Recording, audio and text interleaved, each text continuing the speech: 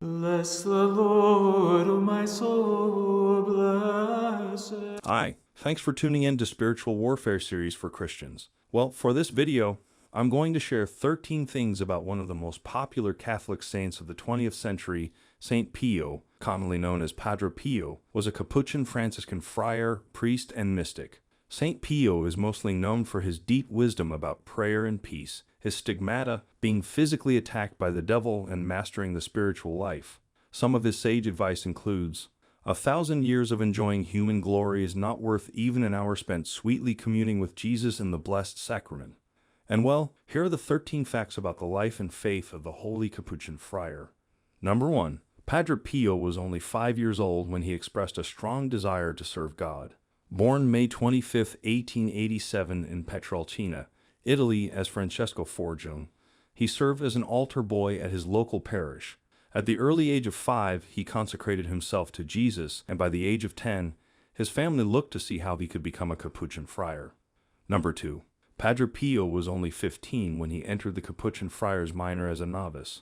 Being a young teenager, Francesco was given the name Pio when he entered as a novice. He professed his solemn vows 3 years later. No stranger to suffering amid frail health throughout much of his studies, he was ordained a priest in 1910. He ascended the Gargano Mountains to the rural friary outside of San Giovanni Rotondo in 1916, and he remained there for 50 years until his death on September 23, 1968. Number 3. Saint Pio received the visible wounds of Christ known as stigmata, just like Saint Francis of Assisi. On September 20, 1918, Padre Pio received the stigmata while praying in a church. The wounds remained visible on his body for the rest of his life, and the wounds were on his hands, feet, and side, corresponding to the wounds suffered by Jesus during his crucifixion. Number 4. Referred to as the odor of sanctity, the blood that came from Padre Pio's wounds is said to have smelled like perfume or as having a floral aroma. The trait has also been exhibited by other saints who manifested stigmata markings. Number 5. Padre Pio heard confessions 12 to 15 hours a day. While listening to confessions, the saint would smell flowers as sins were confessed. Some penitents waited 2 weeks just to visit him. Padre Pio could also read the hearts of penitents, reminding them of sins that were forgotten or omitted. The saint once said, "Confession is the soul's bath. You must go at least once a week. I do not want souls to stay away from confession more than a week. Even a clean and unoccupied room gathers dust. Return after a week, and you will see that it needs dusting again." Number 6.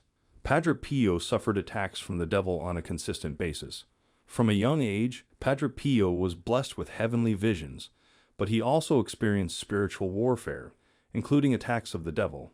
In a book written by Father Gabriele Amorth on Padre Pio, the famous exorcist of Rome said, "The great and constant struggle in the life of the saint was against the enemies of God and souls, those demons who sought to capture his soul."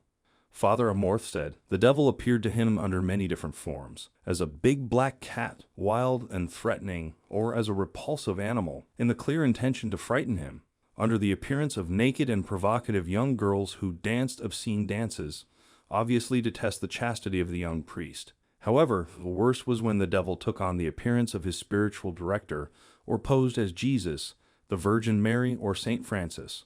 Number 7. He had the gift of bilocation, that being in 2 places at once. Multiple eyewitness accounts attest to the ability of Padre Pio to be in multiple places at once. Fellow friars remember seeing him in prayer outside when they knew he was still in his room. Some accounts come from others who claim to have seen him on different continents all over the world. As to how Padre Pio experienced such feats, the closest he ever came to an explanation of bilocation was to say that it occurred by an extension of his personality. Number 8. A sighting of a flying friar kept warplanes from bombing Padre Pio's town during World War II. Among the most remarkable of the documented cases of bilocation was Padre Pio's appearance in the air over San Giovanni Rotondo during World War II. While southern Italy remained in Nazi hands, American bombers were given the job of attacking the city of San Giovanni Rotondo. However, when they appeared over the city and prepared to unload their munitions, a brown-robed friar appeared before their aircraft. All attempts to release the bombs failed.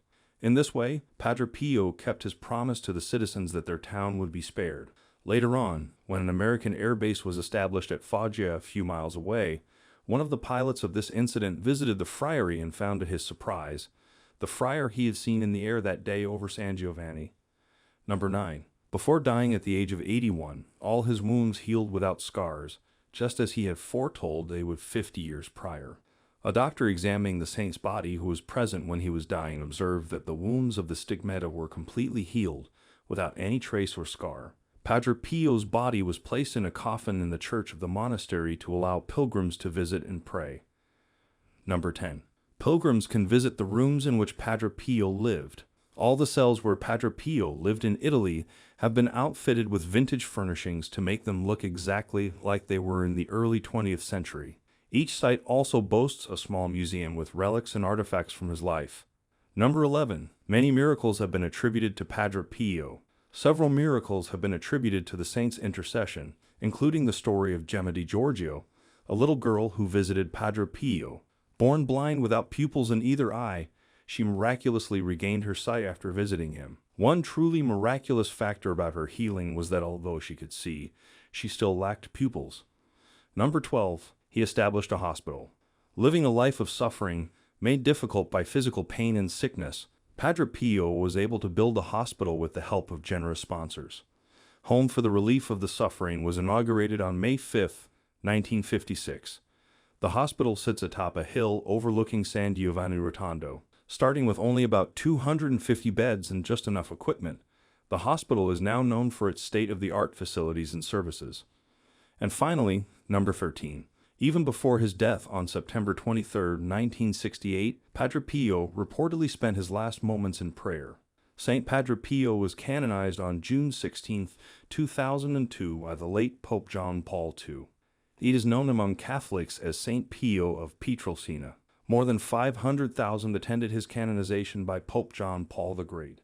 Well, that is all for the video this time. Thank you so much for taking the time to watch this video, and if there's any feedback or suggestion, please don't hesitate to let me know down in the comments below. Until the next time, stay safe, stay healthy, and God bless you.